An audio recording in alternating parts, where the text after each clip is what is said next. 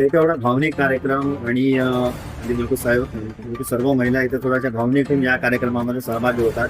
काय बोलू? या कार्यक्रमाची रूपरेषाच ती आहे की आम्ही समाजाच्या शेवटच्या घटकापर्यंत पोहोचण्याचा हा माझ्या शेवटची घटका जोपर्यंत होणार नाही तोपर्यंत मी समाजाच्या शेवटच्या घटकेपर्यंत पोहोचण्याचा नक्की प्रयत्न करेल.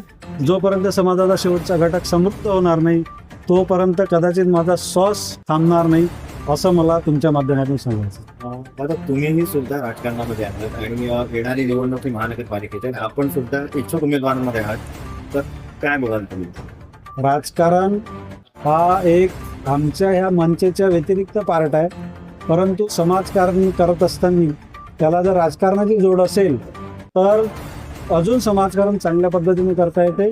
आणि मी आधीच सांगितलं की राजकारण करत असताना 80% हे समाजकारण व्हायला पाहिजे, 20% राजकारण व्हायला पाहिजे. आणि जर पक्षाने जर संधी जर दिल्यास आपले समोरचा अजेंडा काय आणि तुम्ही कोणकोणती कामं सर्व केले का नाही? आपण वेळेवर ठरवू समोरचा अजेंडा काय आहे.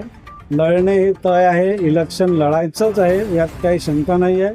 आणि चांगल्या प्रकारचं आपण कार्य करू या प्रभागामध्ये.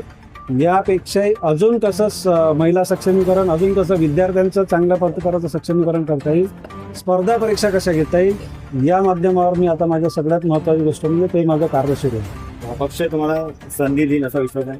100% विश्वास आहे. माझ्या नेत्यांवर, माझ्या पक्षावर मला विश्वास आहे. माझं कार्य पाहून ते मला संधी देणारच आहे, यात काही शंका नाही. माननीय सखीमन करतोय आज एवढा सगळा कार्यक्रम आहे, काय उद्देश होता आणि काय भाव आहे?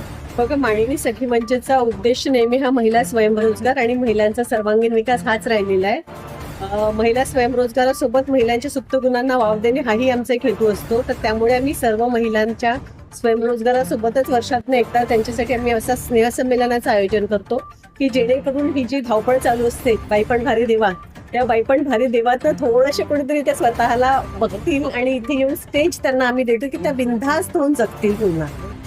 तरी आता येणारा काळ हा निवडणुकीचा आहे. आपण पण राजकारणामध्ये एक घटक विराम करतात आणि येणाऱ्या समोरच्या निवडणुकीमध्ये जर तुम्हाला जो संधी मिळेल पक्षाकरता तर म्हणजे आपला अजेंडा काय राहणार आहे आणि समोरची भूमिका काय राहणार? बघा, माझा अजेंडा नेहमी हाच राहिलेला आहे आम्हा दोघांचा, स्त्री सक्षमीकरण, स्त्री स्वयंरोजगार.